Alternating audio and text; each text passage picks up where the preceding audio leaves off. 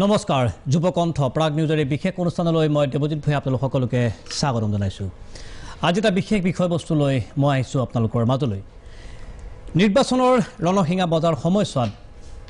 নৰেন্দ্ৰ মোদী আহিছিল অসমলৈ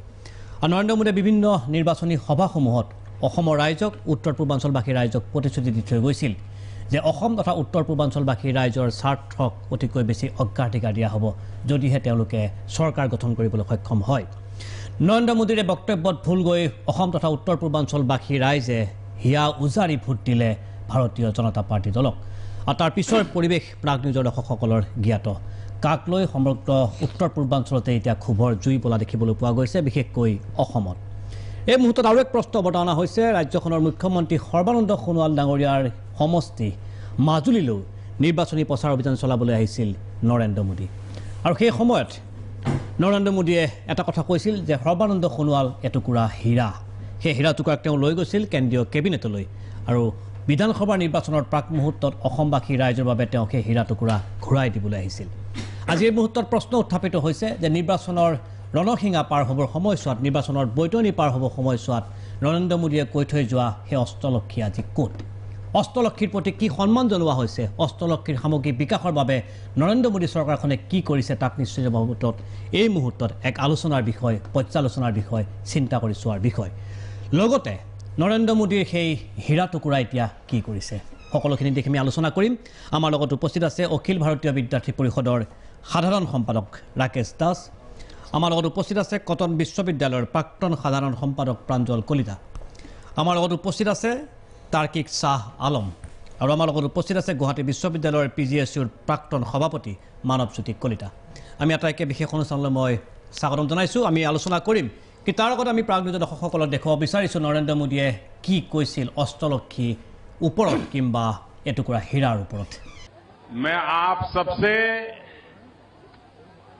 एक हीरा उठा करके ले गया था।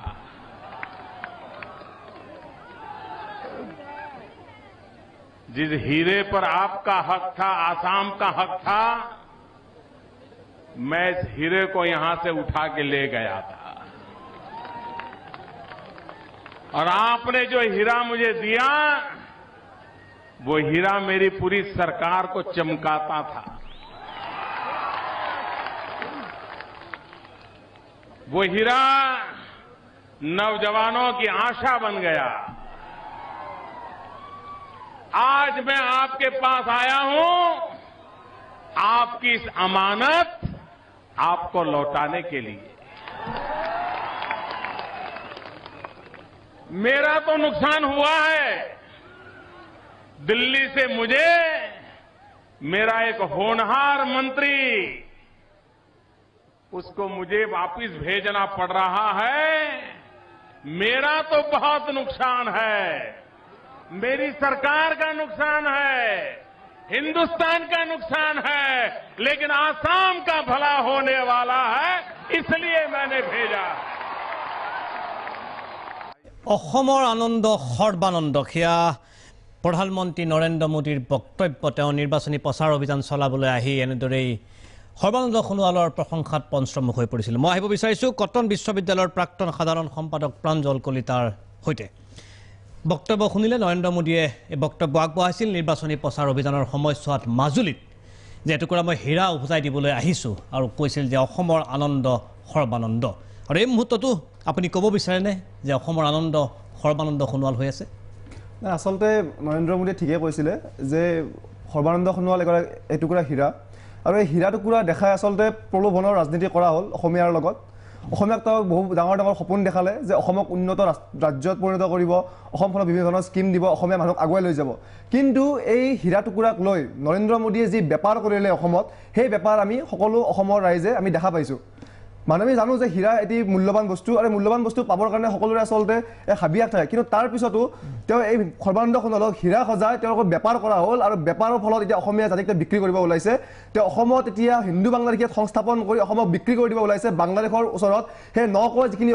অসমীয়া সজাব বিচৰা হৈছে বাংলাদেশৰ পৰা অহা সেই 2 কোটি হিন্দু বাংলাদেশী যি আহিব বুলি আশংকা কৰিছোঁ, সেইখিনিক লৈ যে অসমক যি বিক্ৰী কৰিব বিচৰা হৈছে তেওঁলোকে এই হীৰা দেখুৱাই তেওঁলোকে আচলতে প্ৰলোভনেৰে ৰাজনীতি কৰিছে। এতিয়া তেওঁলোকে বিভিন্ন প্ৰলোভনত তেওঁলোকে আচলতে পদক্ষেপ লৈছে।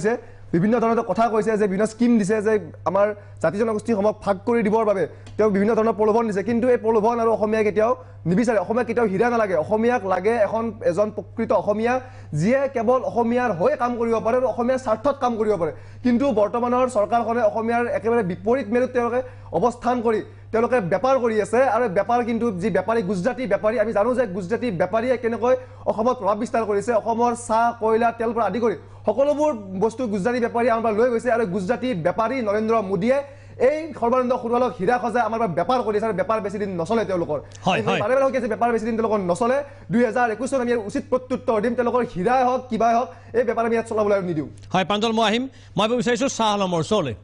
শ্বাহ আলম বক্তব্য তুমি শুনিলা এটুকুৰা হীৰা ঘূৰাই দিবলৈ আহিছিল নিৰ্বাচনৰ আগত নৰেন্দ্ৰ মোদী আৰু সেই হীৰা টুকুৰা অসমৰ ৰাইজে লাভ কৰিবলৈ সক্ষম হ'ল আসলতে তেওঁ হীৰা নিছিলে কিন্তু সেই হীৰা টুকুৰা আজি কয়লালৈ পৰ্যবেক্ষিত হ'ল আৰু এইকাৰণে কয়লালৈ পৰ্যবেক্ষিত হোৱা বুলি ক'ব লাগিব কাৰণ তেওঁ যেতিয়াৰ পৰা শাসনত আহিলে বিশেষকৈ নৰেন্দ্ৰ মোদী 2014 চনত যেতিয়া শাসনত আহিছিলে সেই সময়ৰ পৰা অসমৰ কথা তেওঁ মুখে মুখে শুনা যায় সৰ্বানন্দ সোণোৱালৰ নিৰ্বাচনী সভাত তেওঁৰ মুখে মুখে অসমৰ কথা শুনা গৈছিল অসমক তেওঁলোকে বা উত্তৰ পূৰ্বাঞ্চলক তেওঁলোকে অষ্টলক্ষ্মী হিচাপে বিবেচনা কৰে বা উত্তৰ পূৰ্বাঞ্চলৰ উন্নয়নৰ জৰিয়তে তেওঁলোকে দেশৰে নতুন মাপকাঠি দিব বিচাৰিছে উন্নয়নৰ ক্ষেত্ৰত কিন্তু আপোনালোকে যদি সূক্ষ্মভাৱে বিশ্লেষণ কৰে এই যি আজি শাসনকাল নৰেন্দ্ৰ মোদীৰ শাসনকাল বা সৰ্বানন্দ সোণোৱালৰ শাসনকাল এই সময়ছোৱাত অসমৰ এটাকৈ সম্পদ তেওঁলোকে বিক্ৰী কৰি গৈছে প্ৰাইভেটাইজেশ্যন কৰি গৈছে প্ৰথমতে আমি যদি অসমৰ আটাইতকৈ যি অৰ্থনীতিৰ মূল ভেটি টাটা যি আমাৰ চাহ বাগিচাসমূহ এই চাহ বাগিচাসমূহ লক্ষ্য কৰিলে দেখিব যে একাংশ চাহ বাগিচাৰ মালিক পক্ষই বৰ্তমান চাহ বাগিচাসমূহ অসমত তেওঁলোকে বন্ধ কৰি দিবলৈ তেওঁলোকে তৎপৰতা চলাইছে কাৰণ তেওঁলোকৰ সেই যি তেওঁলোকৰ উপাৰ্জন হ'ব লাগিছিল সেই হিচাপে উপাৰ্জন হোৱা নাই দ্বিতীয়তে আপোনালোকে যদি চাই অসমৰ অন্যতম সম্পদ হৈছে কইল ছেক্টৰ আৰু অতি শেহতীয়া আজি 3-4 দিন পূৰ্বে কেন্দ্ৰীয় চৰকাৰে এখন নতুন তেওঁলোকে এখন আঁচনি তেওঁলোকে এখন এক পাছ কৰিছে যিখন এক্টৰ জৰিয়তে নতুনকৈ যি কইল ইণ্ডিয়াৰ হাতত সকলো কয়লা উৎপাদনৰ ক্ষমতা আছিল সেই কয়লা উৎপাদনৰ ক্ষমতাসমূহ তেওঁলোকে প্ৰাইভেট কোম্পানীসমূহক তেওঁলোকে অৰ্পণ কৰাৰ এক প্ৰচেষ্টা অব্যাহত ৰাখিছে ইয়াৰ উপৰি অসমৰ যিসমূহ সম্পদ আছিল অইল ছেক্টৰে হওক বা অন্যান্য সম্পদসমূহ এটাকৈ তেওঁলোকে প্ৰাইভেটাইজেশ্যন কৰি গৈছে আৰু যদি এনেকৈ তেওঁলোকে প্ৰাইভেটাইজেশ্যনে কৰি যায় তেনেহ'লে যদি সম্পদেই নাথাকে তেনেহ'লে অষ্টলক্ষ্মী থাকিব ক'ত মানৱজ্যোতি কলিতা এতিয়া নৰেন্দ্ৰ মোদী ডাঙৰীয়াই হীৰা বুলি তেখেতক উল্লেখ কৰিছে হীৰাৰ প্ৰসংগ মোৰ বন্ধু শ্বাহ আলমেও ক'লে তেওঁ হীৰাৰ পৰিৱৰ্তে কয়লা বুলি ক'ব খুজিছে মইতো কয়লাও তেওঁক বিশেষণ দিব নোখোজোঁ তেওঁ এঙাৰ হৈ গৈছে অসমৰ কাৰণে এটা কলা টুকুৰা হৈ পৰিছে তেওঁ অসমৰ ৰাজনীতিৰ কাৰণে অসমৰ ভৱিষ্যতৰ কাৰণে এটুকুৰা কলা এঙাৰ হৈ পৰিছে সৰ্বানন্দ সোণোৱাল হীৰাটো দূৰৰ কথা আৰু নৰেন্দ্ৰ মোদী ডাঙৰীয়াই কোৱাৰ দৰে তেওঁ নতুন প্ৰজন্মৰ আশা হৈ যেনেকৈ জিলিকি উঠিছে বুলি অসমৰ কাৰণে উল্লেখ কৰিছে এয়া সম্পূৰ্ণৰূপে এটা বিপৰীত এটা ছবি আমি দেখিবলৈ পাইছোঁ অসমৰ নতুন প্ৰজন্মৰ কাৰণে তেওঁ আশা নহয় তেওঁ এটা সম্পূৰ্ণ বিপৰীত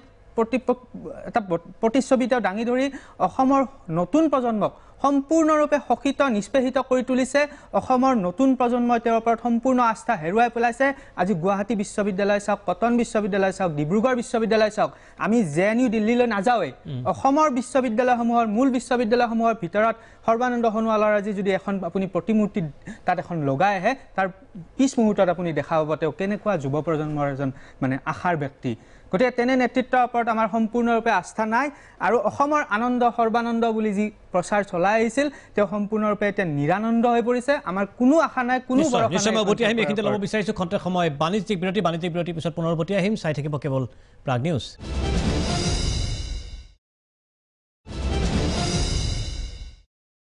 খন্তেক সময় বাণিজ্যিক বিৰতিৰ পিছত প্ৰাগ নিউজৰ বিশেষ অনুষ্ঠানলৈ মই দেৱজিৎ ভূঞাই পুনৰ আপোনালোকক স্বাগতম জনাইছোঁ মই আহিব বিচাৰিছোঁ ABVP ৰাজ্যিক সম্পাদক ৰাকেশ দাসৰ ওচৰলৈ ইতিমধ্যে তিনিগৰাকী বক্তাই স্পষ্টভাৱে কৈছে যে এতিয়া আৰু এই পৰিস্থিতিত অসমৰ বাবে আনন্দ হৈ থকা নাই সৰ্বানন্দ সোণোৱাল আহিছে সৰ্বানন্দ লাগিছে আনন্দ যেন ইতিহাসত পৰিণত হ'বলৈ গৈ আছে চাওক পোনপ্ৰথমে সমূহ অসমবাসী ৰাইজলৈ ভোগালী বিহুৰ আন্তৰিক শুভেচ্ছা জ্ঞাপন কৰিছোঁ 2014 চনতো ভাৰতত নিৰ্বাচন হৈছিল তাৰপিছত 2016 চনত অসমত বিধানসভা নিৰ্বাচন হ'ল 19 আকৌ লোকসভা নিৰ্বাচন হ'ল তো 14 চনত আহিছিল 19 চনতো আহিছিল প্ৰধানমন্ত্ৰী মোদী ডাঙৰীয়া আৰু 16 চনত আপোনাৰ ৰাজ্যত চৰকাৰ হ'ল এতিয়া 21ত প্ৰাঞ্জলে কোৱাৰ দৰে আকৌ এটা অগ্নি পৰীক্ষা আহি আছে তো কথাটো হ'ল যে আমি আমাৰ উন্নয়ন বা আমি আমাৰ ডেভেলপমেণ্টটো কেনেকৈ নিৰ্ণয় কৰিম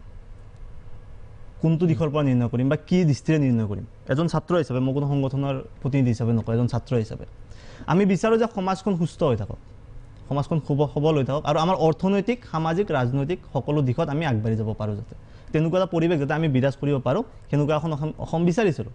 এটা কথা হ'ল যে আপুনি কোৱাৰ দৰে বা সকলোৱে কোৱাৰ দৰে অসমত এতিয়া বা সমগ্ৰ ভাৰতবৰ্ষত এটা প্ৰতিষ্ঠান বিৰোধী চলি আছে। প্ৰতিষ্ঠান বিৰোধী, চৰকাৰ বিৰোধী বা শাসক বিৰোধী আপুনি যি বুলি কয়। কথা হ'ল যে সেই চলি যে আছে কোনোবা চলাইছে নে চলি আছে, দুটা কথা আছে। যদি চলি আছে তেতিয়াহ'লে নিশ্চয় ইয়াৰ প্ৰত্যুত্তৰ 21ত পাম আমি, অসমৰ প্ৰেক্ষাপটত মই কওঁ। আৰু যদি চলাই আছে তো যিসকলে চলাই আছে নিশ্চয় চলাই আছে বুলি আপুনি কাৰ কথা ক'ব বিচাৰিছে? চলাই আছে বুলি আপুনি কাৰ কথা ক'ব বিচাৰিছে? এটা কথা ক'ব বিচাৰিছে যে যিসকলে আন্দোলন কৰিছে তেওঁলোকক তোমাৰ ৰিমট দি চলাই আছে, কাৰণ আপোনালোকৰ নেতাসকলে চলাব পাৰে নাগপুৰৰ পৰা ৰিমট দি। কথাটো ক'ব দিয়ক। চাওক, ৰিমোটত কোনেও নচলে, অসমীয়া জাতি কেতিয়াও ৰিমোটত নচলে। আজি ময়ো চলাব নোৱাৰোঁ বা আপোনাৰ প্ৰাঞ্জল কলিতাও চলাব নোৱাৰে, সমুদ্ৰ কুমাৰ ভট্টাচাৰ্যই চলাব নোৱাৰে বা শক্তিৰ কথা কৈ আছোঁ যে কিসকল শক্তিয়ে চাওক অসমীয়া ৰাইজ ওলাই আহিছে, তাৰ কাৰণে মই যে অসমীয়া হয়তো কালিলৈকে কোনোবা মোৰ সম্পৰ্কীয় কোনোবা এজন ওলাই যাব পাৰে কাৰ বিৰোধ কৰি পেলাই, ঠিক আছে, তেওঁক মই চলাই থকা দলৰ পৰা ওলাই আহিছে বহুত কাৰ বিৰুদ্ধে, দলৰ পৰা ওলাব পাৰে, সেইটো তেওঁলোকৰ নিজা নিজা মতামত, বাক স্বাধীনতাৰ কথা কওঁ, আমি গণতান্ত্ৰিক অধিকাৰৰ কথা ক'ম। কিন্তু মই কোনটো কৈছোঁ যে চলোৱাৰ ক্ষেত্ৰতো কি কৈছোঁ যে প্ৰাঞ্জলৰ কথাটোত মই একলগ হৈ পেলাই কৈছোঁ যে যদিহে চলাই আছে, যদিহে বুলি কৈছোঁ, যদিহে চলাই আছে তাৰ প্ৰত্যুত্তৰ তেওঁলোকে পাব। এতিয়া কথাটো মই উদাহৰণস্বৰূপে দিওঁ, মানে যেতিয়া আন্দোলন চলি আছিল আপোনাৰ 11-12 তাৰিখে, 12 তাৰিখে এজন বিধায়ক, এটা বিশেষ দলৰ এজন বিধায়কৰ ফেচবুকত এটা পোষ্ট ওলাইছিল যে অসমৰ মূলা গাভৰু এইজনী। সেই ফটোখন যেতিয়া ভালদৰে ইনভেষ্টিগেশ্যন কৰা গ'ল, সেই ফটোখন ওলাল ক'ৰ UPৰ 2016 ফটো। তো কোনে জ্বলাব বিচাৰি আছিল নেকি তেওঁলোকে? তো সেইটো প্ৰেক্ষাপটত কৈছোঁ যে যদি অসমৰ উন্নয়নৰ ক্ষেত্ৰত কৈছোঁ যে আমি যদি আজি কা বিৰোধী আন্দোলনটোৰ ক্ষেত্ৰত কৰা যিসকলে আন্দোলন কৰি আছে তেওঁলোকো আমাৰ আই মাতৃ বা তেওঁলোক আমাৰ ভাতৃ। আজি মোৰ প্ৰাঞ্জলে কা বিৰোধী আন্দোলন কৰি আছে, প্ৰাঞ্জল মোৰ ভাতৃপ্ৰতিম। গতিকে আমি একেখন সমাজত বা এটা দৃষ্টিৰে চলিব লাগিব। কিন্তু কথাটো হ'ল যে সমাজখনক বা অসমীয়া জাতিটোক বা আমাৰ ৰাজ্যখনক আগুৱাই নিব লাগিলে আমি এটা দিশেৰেতো চালে নহ'ব, আমি উন্নয়নৰ দিশটো চাওঁ। আজি শিক্ষাৰ ক্ষেত্ৰত কি ক্ষেত্ৰত উন্নয়ন হৈ আছে, আজি আপোনাৰ মেডিকেল ছেক্টৰত, হেল্থ ছেক্টৰত কি ক্ষেত্ৰত। এই মুহূৰ্তত আজি এটা ৰিপৰ্ট দিব বিচাৰিছোঁ। দ্য হিন্দু কাকতত আজি প্ৰকাশ পাইছে এটা UNৰ ৰিপৰ্ট, আৰু UNৰ ৰিপৰ্ট মতে অসমত যি বিল' 5 ইয়াৰ্ছ চাইল্ড হয়, বিল' 5 ইয়াৰ শিশুৰ মৃত্যুৰ হাৰ কিন্তু অসমত ভাৰতবৰ্ষৰ সৰ্বাধিক ৰাজ্য আছে, তাৰ ভিতৰত সৰ্বাধিক। দ্বিতীয়তে অসমৰ হেল্থ ছেক্টৰ হৈছে 19 নম্বৰ ভাৰতবৰ্ষৰ ৰাজ্যসমূহৰ ভিতৰত। এডুকেশ্যন ছেক্টৰ হৈছে 17 নম্বৰ।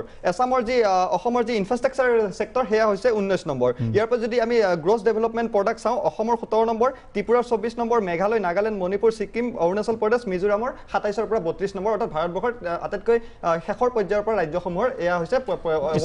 তেনে প্ৰেক্ষাপটত তেওঁ হেল্থৰ কথা ক'লে, তেওঁ শিক্ষাৰ কথা ক'লে যে আমি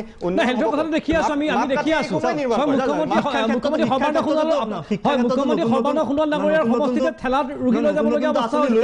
দৃশ্য ওলাই আছে। APSCৰ দৰে শিক্ষাৰ স্নায়ু কেন্দ্ৰৰ পৰাতো কৰাপশ্যন নাইকিয়া হৈ আছে নাই হোৱা? ইয়াৰ যি আমি 16 চনৰ আগলৈকে পাইছিলোঁ, APSC কথা আছে, ঠিকে আছে, APSC আপোনালোকে ৰাকেশ পালক এৰেষ্ট কৰে, ঠিকে আছে, ৰাকেশ ঠিকে আছে, সেইখিনিলৈকে ঠিকে আছে। কিন্তু পৰৱৰ্তী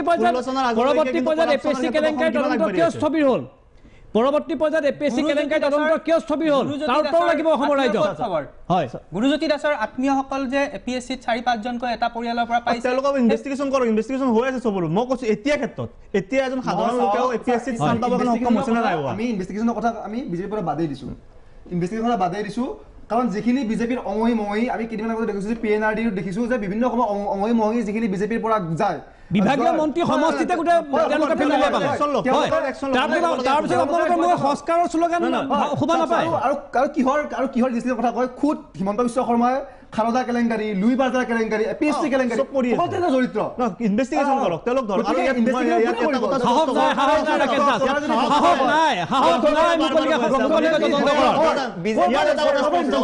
এটা কথা স্পষ্ট কৰি দিওঁ যে আপোনালোকে মোক নাভাবিব যে মই চৰকাৰৰ প্ৰতিনিধি বুলি। প্ৰথম কথা হয়,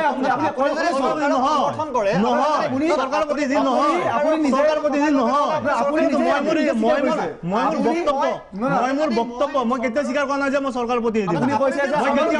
মই কেতিয়াও কোৱা নাই যে মই চৰকাৰৰ প্ৰতিনিধি বুলি, মই কেতিয়াও কোৱা নাই, আজিলৈকে কেতিয়াও কোৱা নাই। ইয়াৰ আগতে অখিল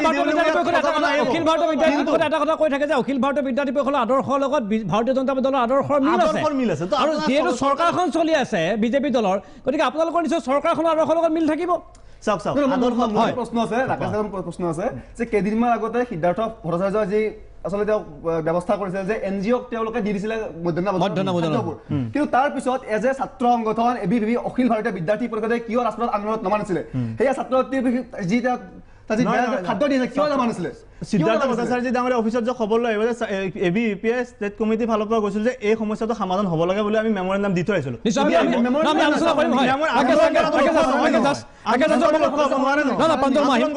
আজি চলি থকা আন্দোলনটো সমাধান কথাখিনি শেষ কৰি লওক আপুনি, শেষ কৰি লওক আপুনি, নহ'লে আকৌ আমি ক'বতে নিৰপেক্ষ সাংবাদিকতা নকৰোঁ বুলি অভিযোগ আহিব। হয়, শেষ কৰি লওক আপুনি। তেনেকুৱা অভিযোগ আমি নিদিওঁ বাৰু, যিসকলে দিছে তেওঁলোক ক'ব আপোনাক। এতিয়া কথাটো হ'ল যে আমি সামগ্ৰিকভাৱে চাৰিওফালৰ পৰা যে সামগ্ৰিকভাৱে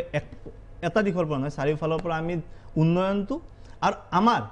জাতিটোৰ যিটো কথা কৈ আছোঁ বাৰ বাৰ আজি প্ৰেক্ষাপটত এইটো কথা ভাল এটা লাগিছে মই এজন যুৱ প্ৰজন্ম হিচাপে যে আজি প্ৰত্যেকজন ব্যক্তিৰ মুখত কিন্তু জাতীয় স্বাৰ্থ ৰক্ষাৰ কাৰণে কিন্তু প্ৰত্যেকজন ব্যক্তিৰ মাইণ্ডত সোমাই লৈছে যে হয় জাতিটোৰ কাৰণে আমি কিবা কৰা উদ্দেশ্য আছে বা জাতিটোক প্ৰয়োজনীয়তা আহি পৰিছে। গতিকে সেই ফালৰ পৰা আমি চাব গ'লে আমি ভূমিৰ ক্ষেত্ৰত, শিক্ষাৰ ক্ষেত্ৰত আৰু অৰ্থনৈতিক ক্ষেত্ৰত বা আপোনাৰ হেল্থৰ ক্ষেত্ৰত প্ৰত্যেকটো ক্ষেত্ৰত কিন্তু আমি সমভাৱে কি উন্নয়ন হৈ আছে, কি উন্নয়ন হৈ থকা নাই, ক'ত মানে ভুল হৈ আছে, কোনটো শুধৰোৱাৰ প্ৰয়োজন আছে, সেই বিষয়বিলাক আমি সমাজৰ আগত দাঙি ধৰোঁ। কিন্তু বৰ্তমান প্ৰজন্মত আমি যুৱ প্ৰজন্ম যিহেতু ইয়াত আছোঁ আমাৰ প্ৰয়োজনীয়তা আছে। হয়, কিন্তু মহোৎসৱ আৰু ফেষ্টিভেলবিলাকো খুব বেছি হৈছে আপোনালোকৰ দিনত। মই আলোচনা কৰিম। প্ৰাঞ্জলে কিবা ক'ব খুজিছে? আচলতে যি স্বাস্থ্য ক্ষেত্ৰৰ উন্নয়নৰ কথা কোৱা হৈছে, কংগ্ৰেছৰ দিনত 13 বছৰ হিমন্ত বিশ্ব শৰ্মা ডাঙৰীয়া স্বাস্থ্যমন্ত্ৰী আৰু এতিয়া বিজেপিৰ দিনতো প্ৰায় 4 বছৰ তেওঁ এতিয়া কাৰ্যকাল হ'ব, 17 বছৰ। আৰু 17 বছৰ পিছতো যেতিয়া অসমৰ এগৰাকী যদি ব্যক্তিৰ ডাঙৰ যদি বেমাৰ হয় তেওঁ অসমৰ বাহিৰত গৈ দেখাব লগা হয়। গতিকে 17 বছৰৰ ভিতৰত অসমত এখন তেনেকুৱা উন্নত মানৰ বিশ্বমানৰ ইয়াত মেডিকেল নিৰ্মাণ কৰিব নোৱাৰো।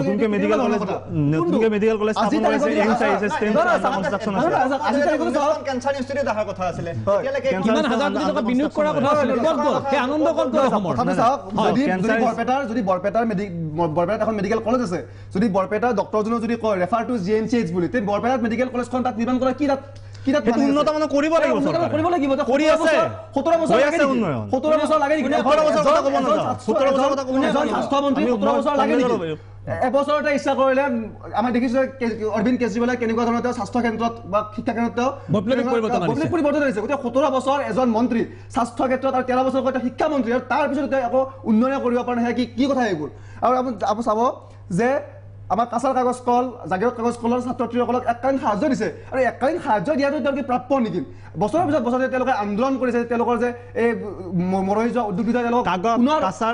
উজ্জীৱিত কৰিব লাগে। জাগিৰোড কাগজ কল এইটো কেন্দ্ৰীয় চৰকাৰৰ অধীনত থাকে, তুমি জানা?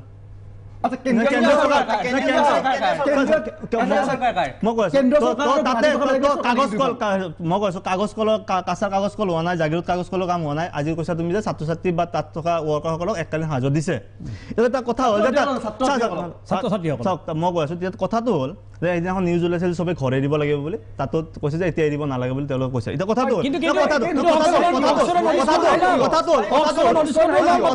কথাটো হ'ল যে আজি আমি কাক লৈ আন্দোলন কৰিছোঁ তাতে সকলোৰে দায়িত্ব আছে। আজি আমি সকলোৱে মিলি কাগজ কলৰ কাৰণে কিয় আন্দোলন কৰিব নোৱাৰোঁ? কোনে বছৰৰ কথা আমি আন্দোলন কৰি ক'ত কৰি আছে দেখাই দিছো। বছৰ ধৰি কৰি আছে কাগজ কলৰ কাৰণে আন্দোলন হৈছে। কি একত্ৰিত হৈ কাগজ কলৰ কাৰণে আন্দোলন? কি শিক্ষা ব্যৱস্থাটো উন্নয়ন কৰিব লাগে বুলি একত্ৰিত হৈ আন্দোলন নকৰোঁ? কিয় মেডিকেল কলেজত গৈ পেলাই তুমি এজন ষ্টুডেণ্ট, তুমি এজন ছাত্ৰ, মই এজন ছাত্ৰ, তেওঁ এজন ছাত্ৰ, কিয় আমি ছাত্ৰ সমাজে গৈ পেলাই কিয় মেডিকেল কলেজবিলাকত গৈ পেলাই আমি ছাৰ্ভে কৰি পেলাই কিয় চৰকাৰক প্ৰতিবেদন দিব নোৱাৰোঁ যে এইটো ক'ত কৰি আছে? আন্দোলন নহয়, সমস্যাটো সমাধান ক'ত হয়?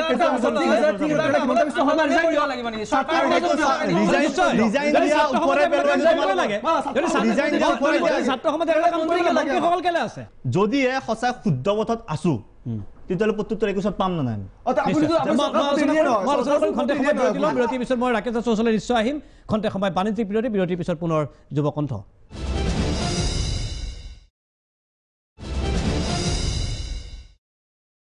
খন্তেক সময় বাণিজ্যিক বিৰতিৰ পিছত যুৱকণ্ঠলৈ মই দেৱজিৎ ভূঞাই পুনৰ আপোনালোকক স্বাগতম জনাইছোঁ। যিহেতু ৰাকেশ দাস অকল আৰু এইফালে তিনিগৰাকী মতামত দেখিছোঁ, মই এটা পক্ষত গৈছে, কিন্তু ৰাকেশ দাসক নিশ্চয় কিছু কথা ক'বলৈ মই সুযোগ দিব লাগিব। হয় ৰাকেশ দাস, আপুনি ক'ব পাৰে। নাই, মই মোৰ ক'ব লগাখিনি ক'লোঁ বাৰ বাৰ। সেইটো কথা হ'ল যে আমি কৈ আছোঁ যে আমাৰ দৃষ্টিত হয় আজি এইমছ আহিছে অসমত, হয়, তাৰপিছত আপোনাৰ টুৰিজিম ছেক্টৰটো হোৱাই নাই অসমত আগবাঢ়িছে। হয় ক'ব দিয়ক প্ৰিয়ংকা চোপ্ৰা ব্ৰেণ্ড এম্বেছাডৰ 23 কোটি টকা দি ফিল্মফেয়াৰ এৱাৰ্ড আৰু কিবা কম নেকি প্ৰিয়ংকা চোপ্ৰাৰ বিষয়ে মই নকওঁ ফিল্মফেয়াৰ এৱাৰ্ডৰ বিষয়ে নকওঁ আহি আছে 15 ফেব্ৰুৱাৰী তেওঁলোকৰ তাত এদিনাখন আপুনি টুৰিজম মিনিষ্টাৰক মাতিব ইয়াত ৰাতিপুৱা তেওঁলোকক প্ৰশ্ন কৰিব যে কিয় এইটো কৰিছে মই আপুনি কোৱা কাৰণে ক'লো মানে ঠিকে আছে আপুনি কোৱা কাৰণে মই কথাটো ক'লো মানে এতিয়া কথাটো হ'লে এনেকুৱা যে আজি খিৰঞ্জীয়াৰ কাৰণে ভূমি আইন আনি আছে ঠিক আছে তো আমি আমাৰ ক্ষেত্ৰত কৈছোঁ আজি 6 নং দফাৰ কাৰণে আজি বৈঠক হোৱা কথা আছে ঠিক আছে তাত বহুতে কৈছে 6 নং দফাটো টুপ বুলি কৈ আছে আৰু বহুতে কৈছে যে কেন্দ্ৰীয় স্বায়ত্তশাসিত পৰিষদ দিয়াৰ কাৰণে আপোনাৰ জনজাতীয়বিলাকক মানে ফাণ্ড এৰি দিয়াৰ কাৰণে একো কথা টুপ বুলি কৈ আছে তো কথা হ'ল কি উন্নয়ন কেনেকৈ কৰিব কোনটো দিশত কৰিব ঠিক আছে কাৰ আন্দোলন একফালে চলি আছে আৰু সেইদিনাখন আপুনি এটা মোক প্ৰশ্ন কৰিছিল যদি মুখ্যমন্ত্ৰীয়ে 700 মানে জিলাই গৈ পেলাই যে শান্তি সমদল কৰে তেতিয়াহ'লে উন্নয়ন ক'ত কৰিব ঠিক একেদৰে কাৰ বিষয়টো চলি আছে তাৰ মানে কি আমি বেলেগ বিষয়বিলাক লক্ষ্য নিদিম নেকি বা গুৰুত্ব নিদিম নেকি কৰিব লাগিব তেতিয়াহ'লে সমপক্ষত বা সমান্তৰালভাৱে আমি গোটেইকেইটা বিষয় কাৰণ কিয় চাওক যিসকল ব্যক্তি আন্দোলন কৰি আছে বা যিসকল ব্যক্তিয়ে ইয়াত ৰাজপথত নামি আছে নিশ্চয় তেওঁলোকে অসমত ভাল পায় আৰু যিহেতু এজন অসমীয়া গতিকে মইতো অসমক ভাল পাওঁ তো গতিকে আমাৰ দৃষ্টি হয়তো আপুনি ক'ব কৈছে অসমক ভাল পোৱা মুখ্যমন্ত্ৰী সৰ্বানন্দ সোণোৱাল ডাঙৰীয়াও অসমৰ ভালৰ কাৰণে কামখিনি কৰি আহিছে হয় যিহেতু আমি বাছি দিছোঁ নাই চাওক তেওঁ যিখন অসমৰ কথা কৈছে আচলতে সেইখন আমি অসম দেখাই নাই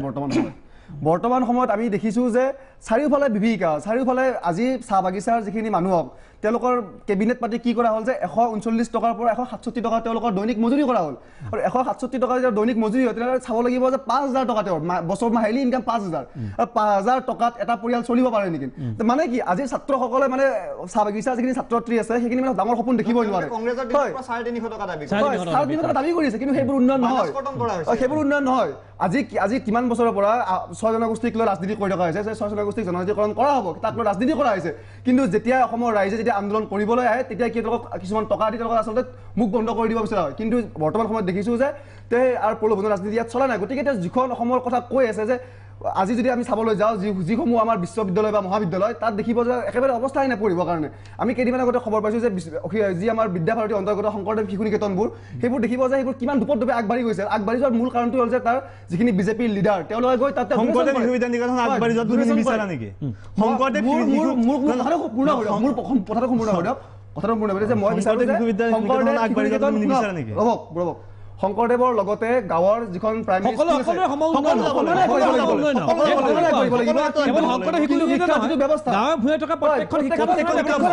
কিন্তু শিক্ষাৰ যিটো ব্যৱস্থা গুণোৎসৱৰ নামত বিভিন্ন শিক্ষানুষ্ঠানসমূহ একলগ কৰি দিয়া হ'ল তাৰ ফলত কি হ'ল তাৰ ফলত ছাত্ৰ ছাত্ৰীসকলৰ হাৰাশাস্তি হ'ল যে বহুত দূৰৰ পৰা ছাত্ৰ ছাত্ৰীসকল আগতে আহি যদি তাত ওচৰখন পঢ়িব পাৰিছিলে সেইখন বাদ দি এতিয়া দূৰত এখন লগ লগাইছে তাত গৈ তেওঁ পঢ়িব লাগিব আকৌ তাৰ ফলত কি হয় সেই বিদ্যালয়সমূহত যিসমূহ বিদ্যালয় বন্ধ হৈ গ'ল আজিৰ তাৰিখত যদি আমি চাবলৈ যাওঁ প্ৰায় 50,000 হয় নিশ্চয় মানৱ জ্যোতি ওচৰলৈ আহিব বিচাৰিছোঁ বহু সময় মনে আছে মানুহ আমি হয়ল্লা নকৰোঁ তেওঁলোকে যিটো কৈছে মানে আমাৰ নেতাজনে তেখেতে কৈছে উন্নয়ন হৈ আছে আজি ৰিজাৰ্ভ বেংকৰ পৰা 37% আকৌ মানে তেওঁ বিত্তীয় ঘাটি পূৰাবলৈ আৰু ধাৰ ল'ব লগা অৱস্থা হৈছে আৰু আপুনি চাওক প্ৰটেষ্ট কৰিলে তেওঁ কৈছে ছাত্ৰ ছাত্ৰীসকলৰ দায়িত্ব হৈছে জাগিৰত কাগজ কাৰণে প্ৰটেষ্ট কৰিব কেনেকৈ আজি প্ৰটেষ্ট কৰিলে ছাত্ৰ ছাত্ৰীক এৰেষ্ট কৰিছে বিটু সোণোৱালক মানে ছাত্ৰ মুক্তিৰ নেতাসকলকে ধৰি কেইবাজনো মানে ছাত্ৰ নেতাক একেবাৰে এৰেষ্ট কৰি লৈছে তেওঁলোকে কটনত প্ৰটেষ্ট কৰি আছে বহুত ভয় ভাবুকি তেওঁলোকৰ আহিছে গুৱাহাটী বিশ্ববিদ্যালয়ৰ ছাত্ৰ ছাত্ৰী ডিব্ৰুগড় বিশ্ববিদ্যালয়ৰ ছাত্ৰ ছাত্ৰী ভয় ভাবুকি আহিছে ছাত্ৰ ছাত্ৰীক ইপিনে তেওঁলোকে ক'ব প্ৰতিবাদো কৰা এইপিনে প্ৰতিবাদ কৰিবলৈ গ'লে ভয় ভাবুকি গুলীয়াই হত্যা মৰা শেষতো কৈ ক'ব কি শ্বহীদ কেইজনো কংগ্ৰেছীয়ে হয় বুলি ক'ব একো ক'ব নোৱাৰিলে সেইটো আৰু বেলেগ বিষয় কিন্তু এনেকুৱা এটা দিন আহিছে যিটো সময়ত অসমৰ কাৰণে আমাৰ জাতীয় নায়কে মাত মাতিব লগা এটা প্ৰয়োজনীয়তা আছিলে সকলোৱে আশা কৰিছিলে সেইটো সময়ত গৈ আপোনাৰ কনৰাড চাংমাই আমাৰ মাত মাতিব লগা তেওঁ নায়কত পৰিণত হৈছে তেওঁ নায়ক হ'বলৈ স্কোপ দিছে মানে তেনেকুৱা এটা পৰিৱেশ হৈছে হয় ৰাকেশ আকৌ এটা অভিযোগ যে যি সময়ত সৰ্বানন্দ সোণোৱাল এটা সময়ত জাতীয় নায়ক সৰু অসম ছাত্ৰ সন্থাই আখ্যা দিছিল আৰু পৰৱৰ্তী পৰ্যায়ত দেখিবলৈ পোৱা গ'ল যে সৰু অসম ছাত্ৰ সন্থাই সোচ্চাৰ হৈ পৰিছে এগৰাকী মুখ্যমন্ত্ৰীৰ বিৰুদ্ধে আৰু সমানুপাতিকভাৱে দেখিবলৈ পাইছোঁ কিন্তু দাঁতি কাষৰীয়া ৰাজ্য মেঘালয়ৰ মুখ্যমন্ত্ৰীজনক ক্ৰমান্বয়ে অসমৰ ৰাইজে তেওঁলোকৰ নায়ক হিচাপে ভাবিবলৈ বাধ্য হৈছে এই মুহূৰ্তত ইতিমধ্যে মানৱে সেই কথাটো ক'লে যে এই যে ইউটাৰ্ণ মৰা এটা প্ৰক্ৰিয়া চলিছে ৰাজ্যখনৰ শাসন ব্যৱস্থাতে হওক বা বিজেপি দলতেই হওক আপোনালোকৰ ৰাজনাথ সিঙে নদী বান্ধৰ বিৰোধিতা কৰিবলৈ আহে কুগামুখত ধৰ্ণা দিয়ে আৰু সেইখন চৰকাৰেই সেইটো দলেই যেতিয়া চৰকাৰ গঠন কৰে তেওঁলোকে কয় নদী বান্ধ হ'ব লাগিব বুলি কয় আপোনালোকে যদি ইউটাৰ্ণ মৰা মেণ্টেলিটি এই ইউটাৰ্ণ মৰা মেণ্টেলিটিৰ বাবে হয়তো নায়কক আজিৰ তাৰিখত ৰাইজে বেলেগ ধৰণে চাবলৈ বাধ্য হৈছে ঠিক আছে নিশ্চয় সেই দিনত আপুনি মনত পৰিছে আপোনাৰ নিশ্চয় ৰাজনাথ সিঙৰ আন্দোলন গেৰুকা মুখত বৃহৎ নদী বান্ধৰ বিৰুদ্ধে আৰু তাৰপিছত ইয়াত কি কৈ গ'ল নৰেন্দ্ৰ মোদীয়ে যে বৃহৎ নদী বান্ধ হ'বই লাগিব চাওক এতিয়া কথাটো হ'ল যে ইউটাৰ্ণ মাৰা যিটো কথা ক'লে আপুনি আৰু বাৰ বাৰ আপুনি সেয়া যাই থৈ মানে কথা মই আহিম খন্তেক সময় বিৰতি ল'লোঁ বিৰতিৰ পিছত এই ইউটাৰ্ণৰ সম্পৰ্কত নিশ্চয় আলোচনা কৰিম খন্তেক সময় বিৰতি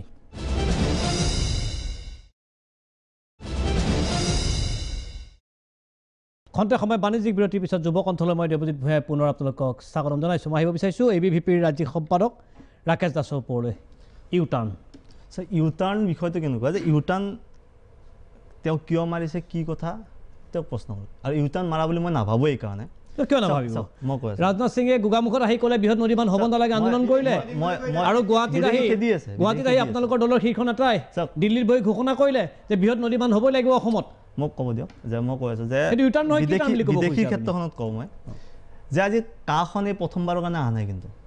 বাৰ বাৰ এইটো কথা সেইদিনাখন কোনোবা এটা মিডিয়া চেনেল মই টক শ্ব'টাও দেখিলোঁ যে বাৰে বাৰে এইটো প্ৰশ্ন আহে যে কাখন এইবাৰ প্ৰথমবাৰ আহিছে নেকি বান্ধিব লাগিব বুলি ক'লে 15 মে নে 16 মেৰ পিছত NRC যেতিয়া হ'ব চাওক বিদেশী প্ৰধানমন্ত্ৰীয়ে কথা কৈছিল যে আমি যদি শাসনলৈ আহোঁ তেতিয়াহ'লে মেৰ 15 নে 16 তাৰিখমান দায়িত্ব পাহৰি গৈছে কাৰণ বহুত কথাটো কয়তো গতিকে তাৰপিছত কৈছে যে বিদেশী যাব লাগিব বুলি কৈছে তালিটো বোলা পানী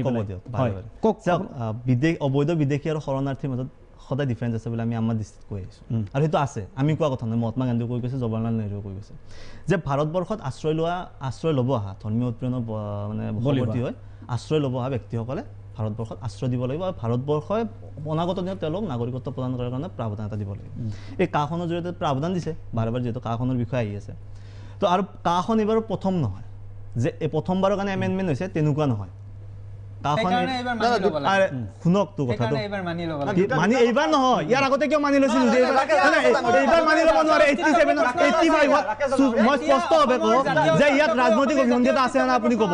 85ত অসম চুক্তি হ'ল 87ত এমেণ্ডমেণ্ট হ'ল তাতে 87ৰ পৰা 85ৰ পৰা 90 লৈকে ইলেকশ্যন নাই গতিকে ইয়াত কোনো প্ৰাৱধান নাই 91ত আকৌ ইলেকশ্যন ইলেকশ্যনৰ কাৰণেহে বিৰোধিতা হৈছে আছেতো এটা শক্তি আছে ইয়াত মই কোৱা নাই যে ছাত্ৰ সমাজে ইলেকশ্যনৰ কাৰণে কৰিছে কিন্তু এটা শক্তি ইয়াত জড়িত হৈ আছে যাৰ এটা ৰাজনৈতিক অভিসন্ধি আছে কিয় নহ'লে নাই 87 মানে কালি কিবা ক'ব কৈছে ইলেকশ্যনৰ কাৰণে আপুনি বিশ্বাস কৰি লৈছে যে নৰেন্দ্ৰ মোদী আৰু ৰাজনাথ সিঙে মিছা কথা কৈ অসমৰ পৰা ফটো লৈছে চাওক মই বিশ্বাস এইকাৰণে নকৰোঁ NRC খনৰ ওপৰত আমাৰ আস্থা আছে আমি কৈছোঁ কি গৃহমন্ত্ৰী আছে যেতিয়া আৰম্ভণি কাৰ পৰা NRC খন একচেপ্টেবল নেকি আপুনি ভাবে নেকি NRC ঠিকে আছে তোমাৰ মানা কথা কোৱা নাই তুমি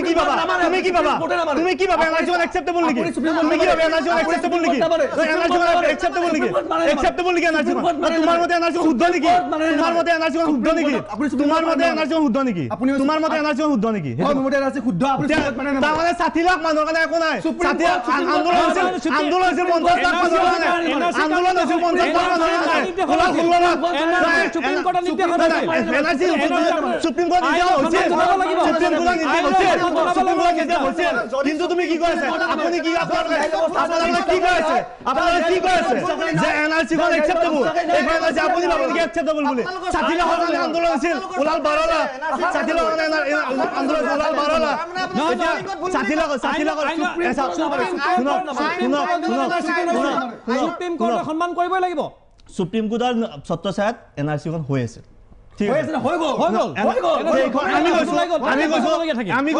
আমি কৈছো যে NRC খন আমাৰ মতে আমি নামানো বুলি কোৱা সুপ্ৰিম কোৰ্টক মানা চিষ্টেমটো নামানো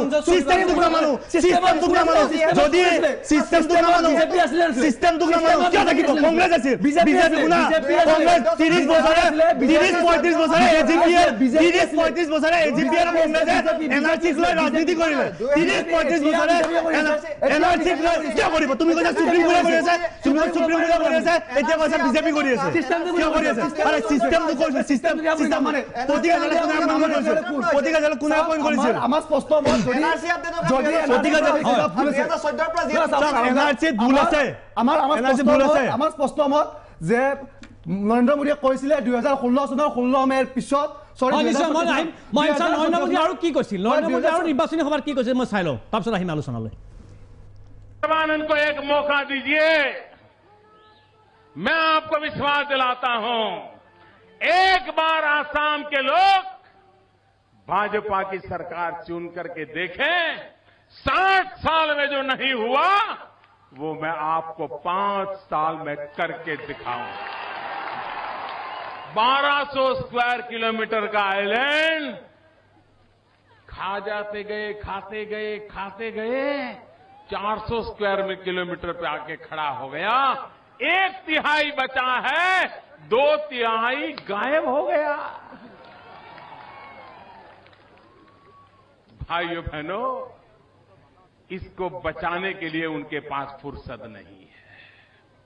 ये एशिया का स्वीट वाटर का एक सबसे बड़ा आइलैंड, पूरे भारत का हेरिटेज, पूरा हिंदुस्तान इसके लिए गर्व करे, पूरा हिंदुस्तान टूरिज्म के लिए यहां चल पड़े। ऐसी जगह उनकी गिनती में ही नहीं थी, उनको इसका महात्मा ही नहीं लगा था। और मझोले के बिना आसाम की सांस्कृतिक विरासत का कभी अंदाज नहीं कर सकता। अगर यहां की सांस्कृतिक विरासत है तो ये उसकी उर्वरा भूमि है। भाइयों बहनों, पूरी वैष्णवाइट परंपरा को हिंदुस्तान में ताकत देने का काम इस छोटी सी जगह पर से हुआ है। ये आपकी ताकत पड़ी हुई है।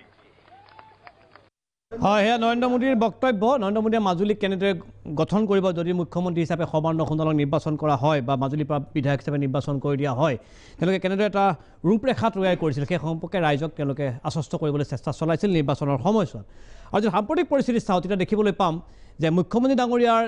মাজুলীলৈ যোৱা কেইবাটাও ভ্ৰমণসূচী বাতিল কৰিবলগীয়া হৈছে আন্দোলনৰ বাবে। আমাৰ যিমানখিনি তথ্য আছে। হয়, নৰেন্দ্ৰ মোদী ডাঙৰীয়া মই আহিম কিন্তু এটা বিৰতি লৈ লওঁ। বিৰতিৰ পিছত পুনৰ উভতি আহিম।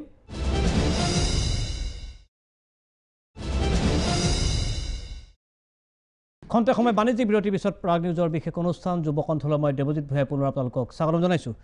কিবা ক'ব খুজিছে? প্ৰধানমন্ত্ৰীগৰাকী কিমান মিছলীয়া, আপোনালোকে সেই সময়ত হয়তো সেই তথ্যটি প্ৰকাশ কৰা নহ'ল যে মাজুলী 400 স্কুৱেৰ ফিট নহয়, বৰ্তমানো 800 স্কুৱেৰ ফিট আছে। দ্বিতীয়তে কেইদিনমান পূৰ্বে লোকসভাত এগৰাকী তেওঁলোকৰ এমপিয়ে ক'লে যে মাজুলীখনত বাংলাদেশীৰে ভৰি পৰি আছে। তাৰপিছত ৰাকেশ দাস ডাঙৰীয়াক মই এটা প্ৰশ্ন কৰিব বিচাৰিছোঁ। আপোনালোকে ক'লে শৰণাৰ্থীসকলক দিব লাগে, অনুপ্ৰৱেশক দিব নালাগে। তাৰমানে শৰণাৰ্থী হ'লে আমাৰ হাতত নিশ্চয় তথ্য থাকিব কিমান শৰণাৰ্থী আমাৰ হাতত আছে। আপুনি এই মুহূৰ্তত যদি স্পষ্ট কৰকচোন কিমান শৰণাৰ্থী আছে। যে আমি যেতিয়া এই আইনখন বলবৎ হ'ব তেতিয়া নিশ্চয় ৰেজিষ্ট্ৰেশ্যন কৰোৱা হ'ব কিমানখিনি মানুহ আছে ইয়াৰ তথ্যটো। আৰু এনেকুৱা নহয় আছে শৰণাৰ্থী কি পাৰ্থক্য কিয় নাথাকিব? কোনোবা এটা পাৰ্ট বিচাৰি যাব, কোনোবা এটা পাৰ্ট বিচাৰি লৈ যাব আৰু পিছত শৰণাৰ্থী এজন কাক চিনাক্ত কৰা যেতিয়া তেওঁ অনুমতি সাপেক্ষে এখন ৰাষ্ট্ৰই অনুমতি সাপেক্ষে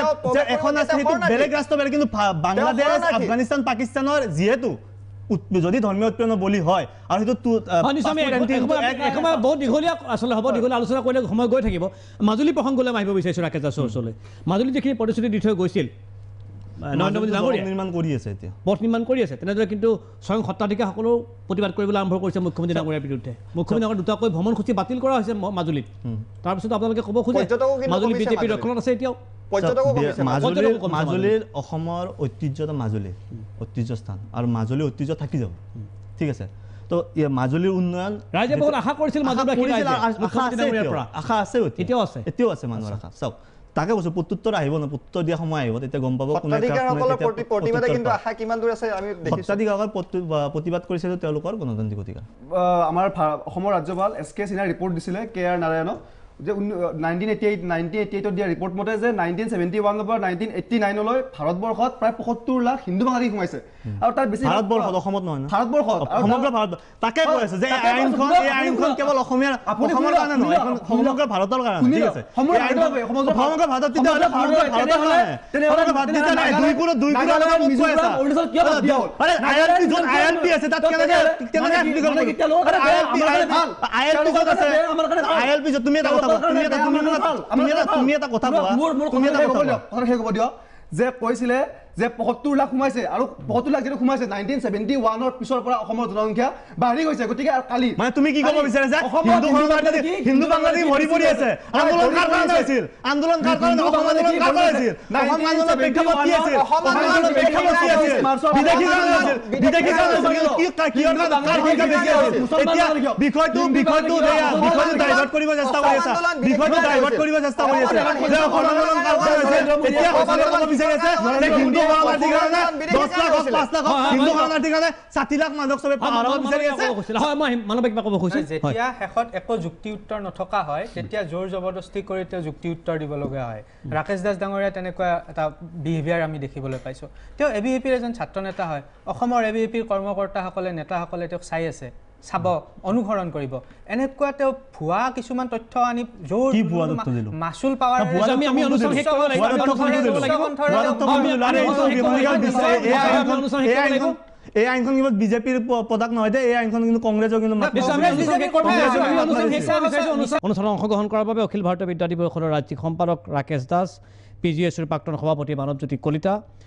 কটন বিশ্ববিদ্যালয়ৰ প্ৰাক্তন সাধাৰণ সম্পাদক প্ৰাঞ্জল কলিতা আৰু তাৰ্কিক শাহ আলমক মই ধন্যবাদ জনাইছোঁ যিসকল দৰ্শকে প্ৰাগ নিউজ অনুষ্ঠান উপভোগ কৰিলে সমূহ দৰ্শকক প্ৰাগ নিউজৰ পৰিয়ালৰ ফালৰ পৰা মই আন্তৰিক ধন্যবাদ আৰু কৃতজ্ঞতা জনাইছোঁ আপোনালোকে প্ৰত্যক্ষ কৰিলে আপোনালোকে আলোচনা শুনিলে নৰেন্দ্ৰ মোদী আৰু এটুকুৰা হীৰাৰ কাহিনী সঁচাকৈয়ে সৰ্বানন্দ সোণোৱাল এতিয়াও অসমৰ আনন্দ হৈ আছেনে এই প্ৰশ্নৰ উত্তৰ এই মুহূৰ্তত নিশ্চয় আমাৰ শ্ৰদ্ধাৰ দৰ্শকসকলৰ ওচৰত মই দেৱজিৎ ভাই বিদায় মাগিছোঁ পুনৰ আপোনালোকক লগ পোৱাৰ প্ৰতিশ্ৰুতিৰে আজিলৈ নমস্কাৰ